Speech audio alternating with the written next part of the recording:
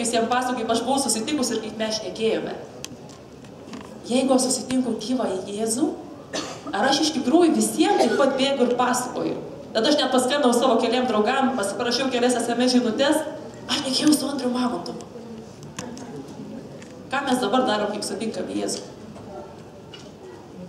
Kai kada pasidalinam, bet ir kaip kada.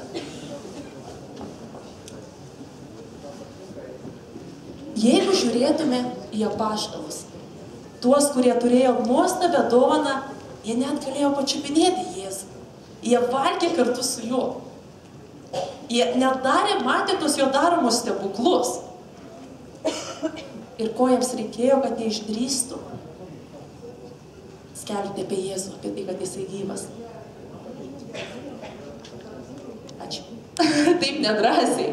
Jiems reikėjo šventosios dvasios. Net apaštalam, net tie, kurie gyveno kartu su Jėzumi, jiems reikėjo šventosios dvasios. Jeigu ne šventoji dvasia, mes negalėtume skelbti.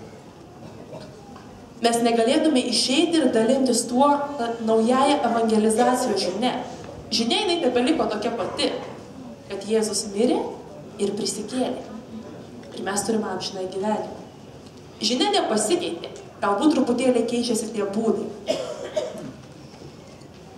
Ir tada, kada man atrodė, kad aš norėčiau šiek tiek, sakiau visiems, kad reikia būti kur nors kitur studijuoti, ne teologijoje, tam, kad mes galėtume būti pasaulyje kaip krikščionys. Aš dabar tą patį tebemanau, kad mums reikia būti pasaulyje. Mes esam tos gyvosios monstracijos, kurios esam kviečiamos išeiti į pasaulį. Mes priimame Kristų į savo gyvenimą ir mes esam kviečiami išeiti iš bažnyčios.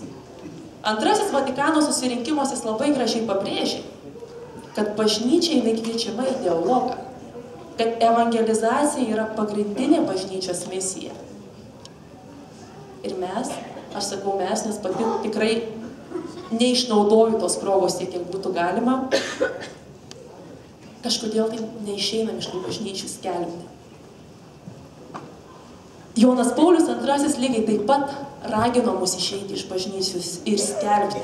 Aš šiandien nežinau, kiek jūs girdėjot, bet truputėlį vėlavau ir ateidama čia aš mačiau ir girdėjau netgi tą garsą šlovinimo. Aš galvoju, tai yra evangelizacija.